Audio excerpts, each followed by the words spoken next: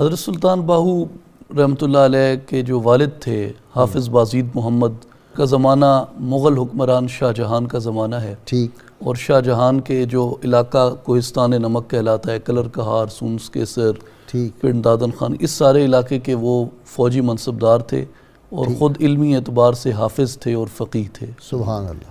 آپ کی جو والدہ تھیں بی بی راستی رحمۃ اللہ علیہ، وہ خود ایک ولیہ کاملہ تھیں، اور ان کا کمال یہ ہے کہ انہوں نے اپنے فقیہ شوہر کو اپنی ازدواجی زندگی میں ایسی تربیت دی کہ وہ دنیا سے ولایت کی طرف آئے. اور پھر ان کی آغوش میں جس بیٹے نے پرورش پائی وہ سلطان باہو ہوئے.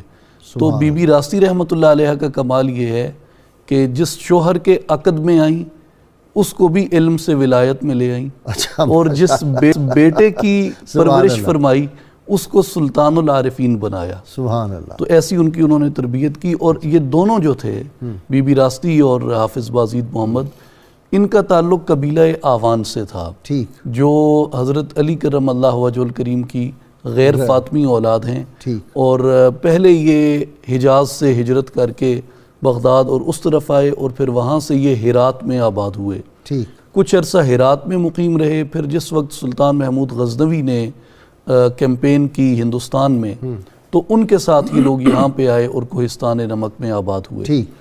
حضرت سلطان باہو کا جو زمانہ ہے اپنا، انہوں نے 1629 میں آپ کی ولادت ہے، جو شاہ جہان کا زمانہ ہے، اور 1039 ہجری بنتی ہے. 1039 ہجری 1691 جو ہے وہ ان کا سن وصال ہے.